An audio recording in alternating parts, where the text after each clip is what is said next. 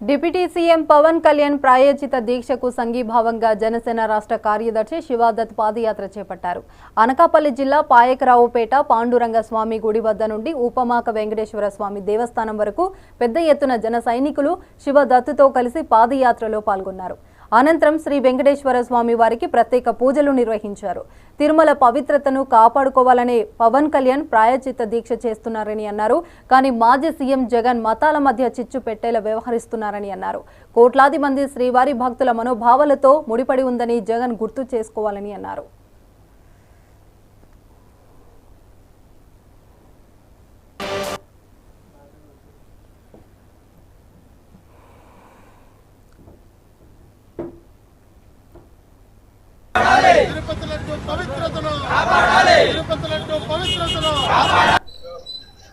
దీనికి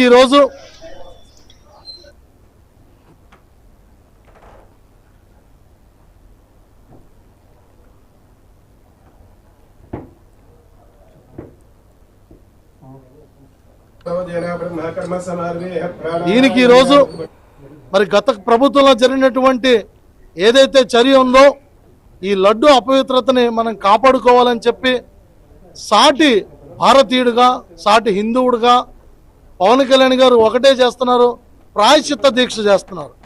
11 రోజులు ప్రాయశ్చిత్త దీక్ష చేస్తున్నారు. ఆ బాధ్యత ప్రతి భారతీయుడి పైన ఉంది. మన మతాన్ని ప్రేమిస్తూ పరమతాన్ని గౌరవించే ప్రతి భారతీయుడు కూడా ఈ యొక్క పద్ధతిని పాటించాలని చెప్పి తెలియపరుస్తున్నాం. ఈరోజు మరి గత 11 రోజుల నుంచి రాష్ట్రంలో ప్రతి చోట కూడా ఆయన చేపట్టిన దీక్షకి సంఘీభావంగా ఎన్నో కార్యక్రమాలు జరుగుతున్నాయి. మరో 3-4 రోజులు మిగిలింది. దీనికి కూడా ప్రత్యేకమైన ప్రణాళికని పార్టీ సూచించింది. మరి 30వ తేదీ నుంచి జరగబోయే కార్యక్రమాలన్నీ కూడా పార్టీ శ్రేణులందరూ కూడా పాల్గొంటారు. కూటమి ప్రభుత్వంలో ముఖ్యమంత్రి శ్రీ నారా చంద్రబాబు నాయుడు గారు దీని మీద ప్రత్యేక విచారణ చేపట్టాలని చెప్పి ఆదేశించడం జరిగింది. మన హోమ్ మినిస్టర్ గౌరవనీయులు శ్రీ వంగలపూడి అనిత గారు దీని మీద ఉక్కుపాదం మోపి ఉన్నారు. ఖచ్చితంగా ఏం జరిగింది అన్నది ఖచ్చితంగా బయటకు వస్తుంది.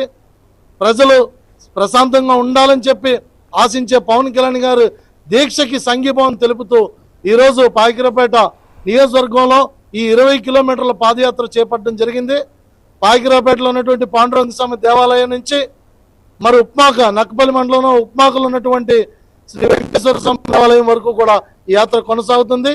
దీనికి సహకరించిన నియోజకవర్గపు కూటమి నేతలందరికీ కూడా ప్రత్యేక ధన్యవాదాలు తెలియజేస్తున్నాను. దీనికి సహకరిస్తున్న మీడియా మిత్రులకి, అలాగే ప్రత్యేకంగా ఈ యాత్రలో పాల్గొంటున్న కూటమి నాయకులు, మరి జనసేన పార్టీ సైనికులు, మరి ప్రతి ఒక్కరు తెలుగుదేశం పార్టీ నాయకులు, అలాగే బీజేపీ నాయకులు అందరికీ కూడా ప్రత్యేకమైన ధన్యవాదాలు తెలియజేస్తూ సెలవు తీసుకుంటున్నాను.